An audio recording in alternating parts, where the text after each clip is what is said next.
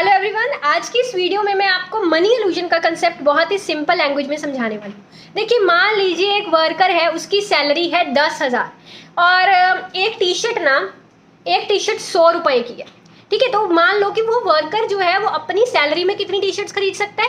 10,000 divide by 100 is equal to 100, यानी कि वो अपनी सैलरी में 100 टी शर्ट्स आराम से खरीद सकता है ना। अब मान लीजिए इकोनॉमी में जो प्राइजेस है वो 5% की रफ्तार से बढ़ते हैं और जो वर्कर की इनकम है वो सिर्फ 3% ही बढ़ती है। यानी कि वर्कर की इनकम 3% बढ़ना, यानी कि कितनी होगी उसकी अब इनकम 10,300 हो गई।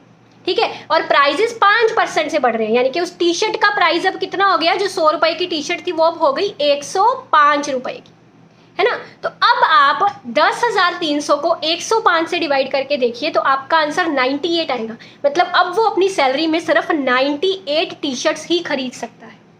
ठीक है, so this is called money illusion. अब जो वर्कर है भाई, वो तो बड़ा खुश, मेरी सैलरी 10,000 थी, मेरी सैलरी 10,000 से 300 हो गई, मुझे तो मजे आ गए, है ना। बट वो इस चीज को प्रिडिक्ट नहीं कर पा रहा, वो ये चीज को समझ नहीं पा रहा कि असल में उसकी सैलरी बढ़ने से उसका लॉस हुआ है, उसकी परचेजिंग पावर पहले से कम हुई है।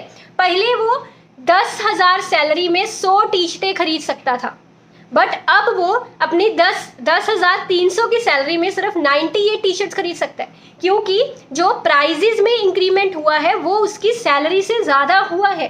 ठीक है, so this is the money illusion. ठीक है, अगर अच्छा लगा आपको तो लाइक शेयर भी ज़रूर करिएगा और चैनल को सब्सक्राइब भी करिएगा। Thank you.